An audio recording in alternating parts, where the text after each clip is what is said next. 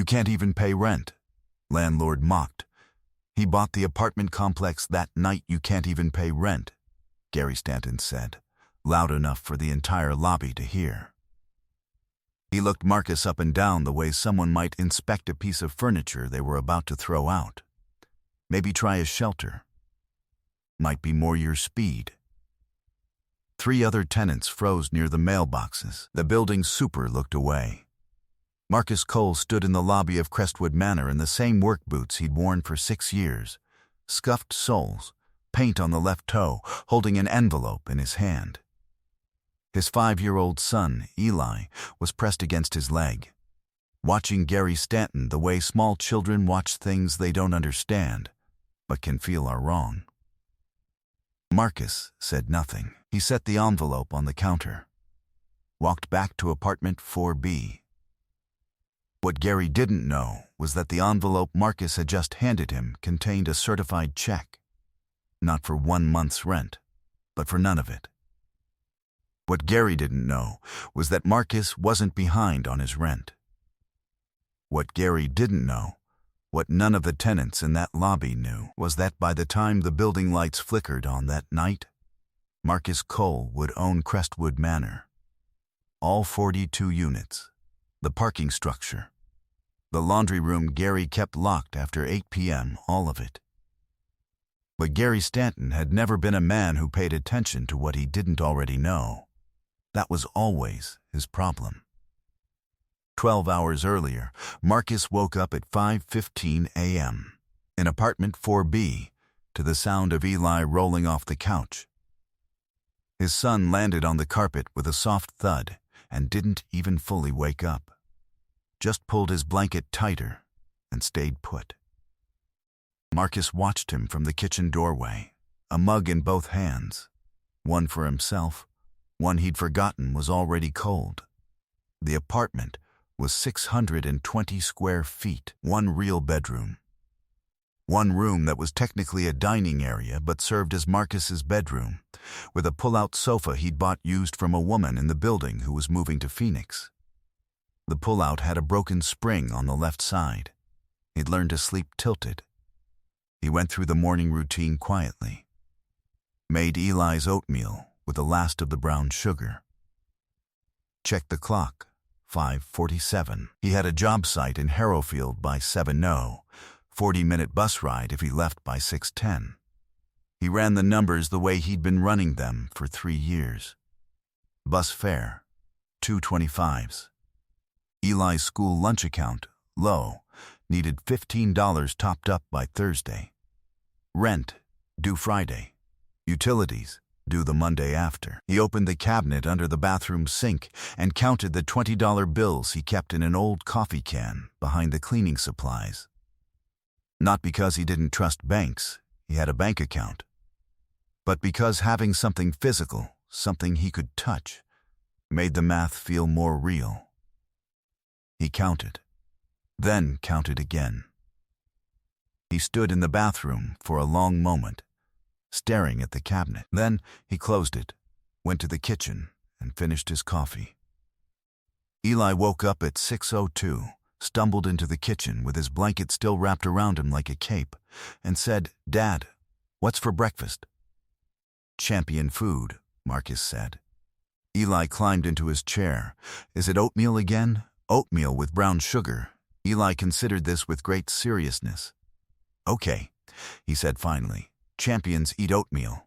Marcus put the bowl in front of him, sat across from him, watched his son eat and tell him about a dream involving a dragon that could only breathe popcorn, and for a few minutes the coffee can under the sink and the bus schedule and the number of days until Friday didn't exist at all. It was just this kitchen, this kid, this morning. Marcus had learned to hold on to those minutes. They were the ones that mattered. The thing about Gary Stanton was that he'd been the property manager at Crestwood Manor for 11 years, and in that time he had developed a very precise understanding of who deserved his patience and who didn't. Marcus Cole, in Gary's estimation, did not. It wasn't anything Marcus had done. Gary had never been able to point to a specific complaint. Marcus paid his rent, always on time, always in full, kept his apartment clean, never made noise past 9. His son was quiet. He didn't have parties. He didn't have people over. He worked long hours and came home tired and went back out and worked long hours again. But Gary watched him the way certain men watch people who remind them of something they want to believe is less than themselves. He watched the work boots, the second-hand jacket, the way Marcus took the stairs instead of the elevator, because the elevator cost money to run, and Marcus seemed like the kind of person who thought about things like that. Gary was not a man who'd built anything himself. He managed a building someone else owned, collected a salary someone else paid, and confused that proximity to property with something resembling power. He was about to find out the difference. Marcus got back from the Harrowfield job site at 4:30. They were renovating a commercial property on the East End, new flooring throughout, some structural work on the second level. He was good at the work. He'd been good at it for 6 years, starting the week after Eli was born, when his previous career had ended, and he'd needed something immediate. Something with his hands, something that would deposit money into an account every Friday without requiring him to explain anything to anybody. He stopped at the corner store, bought Eli a juice box and a granola bar for after-school pickup, counted his change. He was 3 blocks from the building when his phone rang. Unknown number. He almost didn't pick up. "Mr. Cole?" The voice was professional, clipped, a woman's voice. "This is Rachel Hines from Meridian Property Group. We spoke briefly last month regarding Crestwood Manor." Marcus stopped walking. "Yes," he said. "The principal has accepted your offer. Full asking price, as submitted. We're prepared to move to closing within 48 hours if your financing is in order." He stood on the sidewalk for a moment. A kid on a bicycle swerved around him. A woman walked past with a grocery bag. "It's in order," Marcus said. "Wonderful. We'll have the documents to your attorney by end of business today." He hung up, looked at the corner store he'd just left, then at the granola bar in his hand. Then he kept walking. He had to pick up Eli. He got back to Crestwood Manor at 5:10, Eli's hand in his. They came through the lobby the same way they always did, Marcus nodding to whoever was at the mailboxes, Eli dragging his backpack on the floor no matter how many times Marcus reminded him that the zippers would break. Gary Stanton was in the lobby. He was standing near the front desk, talking to a woman Marcus didn't recognize. Property management type, clipboard, blazer. Gary looked up when Marcus and Eli came in, and something shifted in his expression. Not quite a sneer, just the particular relaxation that comes to a man's face when he's decided to enjoy himself. "Cole," Gary said. Not as a greeting, more like the beginning of a sentence that wasn't going anywhere good. Marcus slowed. Eli pressed closer to his leg. "Your lease renewal came across my desk today," Gary said.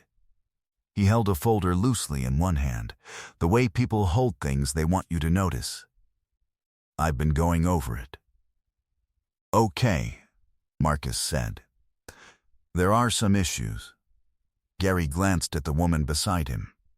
She looked uncomfortable. "Management has been reviewing all units. There's some concern about whether current tenants meet the new income verification requirements." Marcus looked at him. "I've been current on my rent for 3 years. Being current and qualifying are 2 different things."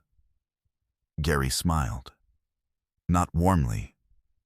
"Given your situation, I'd recommend you start looking at alternatives. Just to be safe." He paused.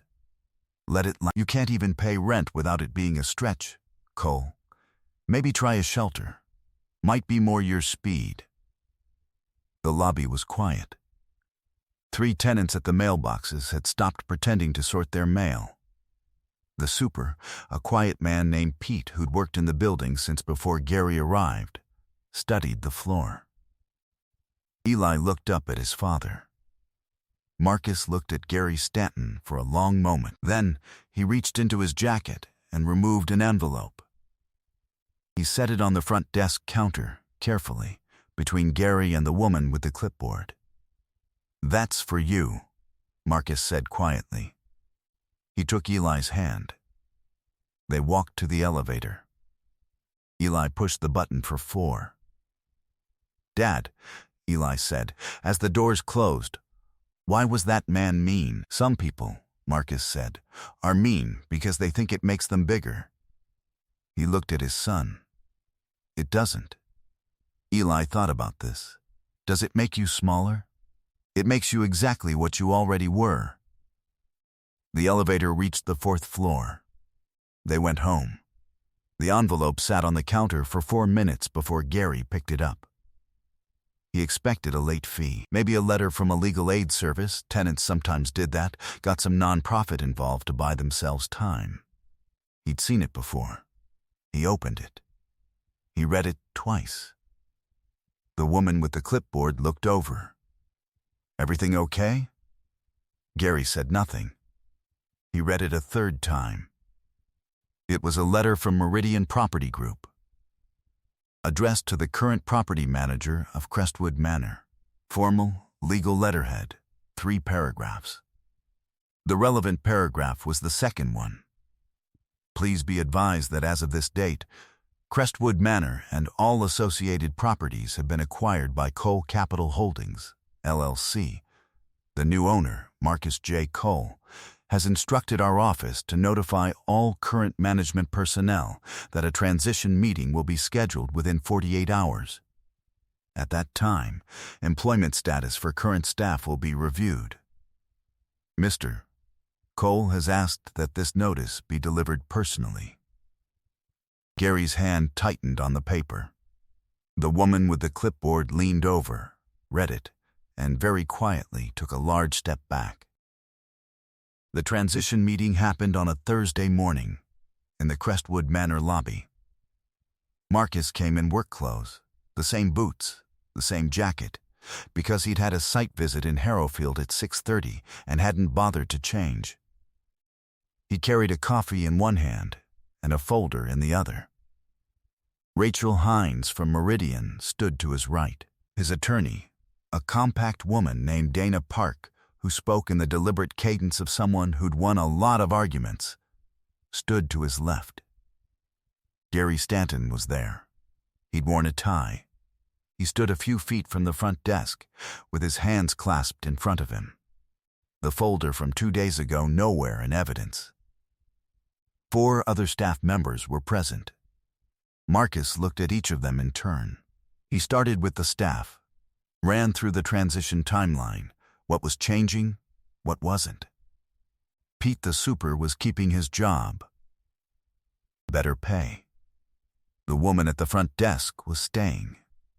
There would be a new property management company handling day-to-day operations. Any tenant concerns about the transition should be directed to Rachel's office. He did not speak to Gary directly for 17 minutes. When he finally looked at him, he just said, "You're done here." Gary opened his mouth. "That's all," Donna said, pleasantly. "There's paperwork. Ms. Hines will walk you through it." Gary looked at Marcus. Something moved across his face, the start of an explanation. Maybe. Or an apology. Or just the panicked realization that he'd spent 11 years believing a certain kind of man was safe to be unkind to, and he had been wrong. "Cole," he started. Marcus had already turned back to Pete. "The laundry room," he said. "I want the hours extended. Until 10, at least. Can you get me a cost on the door hardware?" Pete nodded. "Yes, sir, good." Marcus made a note. Looked up. Gary was still standing there. Marcus looked at him for one flat moment. "The lobby's going to be busy today," he said. "You should probably go." Dana called him that evening. The paperwork was complete. The property was his. He was in the kitchen when she called, helping Eli with a worksheet about community helpers. Firefighters, doctors, construction workers. Eli had added dragon trainers to the list in pencil and was defending the choice with considerable conviction. Marcus thanked Dana, told her he'd call in the morning, and put the phone face down on the table. "Who was that?" Eli asked, without looking up from the dragon. "Someone from work." "The building work?" Marcus looked at his son. "Yeah, the building work." Eli colored in the dragon carefully, purple and green, which he maintained were the only acceptable dragon colors. "Are we going to have to move?" he asked. Not anxious, just curious. The way kids ask things they trust will have okay answers. Marcus thought about the coffee can under the bathroom sink, the broken spring on the left side of the pullout, the granola bar he bought every Tuesday and Thursday because it was Eli's favorite and the corner store had them for 99 cents. He thought about a lobby in which a man had told him, loud enough to echo, that he belonged somewhere else. "No," Marcus said. "We're not moving." Eli nodded, went back to his dragon. "Good. I like it here." 2 weeks later, the first thing Marcus did as owner of Crestwood Manor was fix the elevator. It had been running slow for 8 months. Tenants had complained. Gary had filed maintenance requests that went nowhere. Marcus called a company on a Monday and had it running correctly by Wednesday. 42 units. A lot of people used that elevator. A lot of them were older. A lot of them worked long hours and came home tired. Small things matter. He knew that. He also lowered the late fee structure, which had been punitive in a way that served no one. He sent a letter to every tenant, handwritten note at the top, form letter below, introducing himself, providing his direct contact information, and noting that the laundry room hours had been extended. He did not mention Gary Stanton. Gary Stanton was already gone. Some distances, once opened, don't need closing. Pete stopped by the apartment on a Thursday evening, asked if Marcus had a minute. Stood in the doorway in his jacket, holding his cap. "Just wanted to say," Pete said. He stopped, started again. "I've been in this building a long time, seen a lot of things." He looked at Marcus steadily. "Glad it's you." Marcus shook his hand. After Pete left, Eli appeared from the hallway in his pajamas, deeply suspicious of this interruption to bedtime. "Who was that?" "Pete, he works downstairs. What did he want?" "To say something." Eli considered the sufficiency of this answer, apparently decided it was acceptable. "Okay," he said. "Can we finish the book?" "Yeah," Marcus said. "Let's finish the book." They went to Eli's room. Marcus sat on the edge of the bed. The book was about a small boat that kept going even when the water was rough, which Eli had checked out from the school library for the 3rd time in 2 months. Marcus read until Eli was asleep. Then he sat in the quiet for a moment, in his son's room, in apartment 4B of a building that was his now, not in the way that confused proximity with ownership, not in the way Gary Stanton had confused a clipboard with power, but actually his, earned and real. He turned off the light, went to make coffee. Tomorrow there were 42 units to take care of, and a site visit in Harrowfield at 6, and a school pickup at 3:15, and Eli's lunch account needed $15 by Thursday. And there was a lot of work still to do. There always was. That was fine. Marcus Cole knew how to work.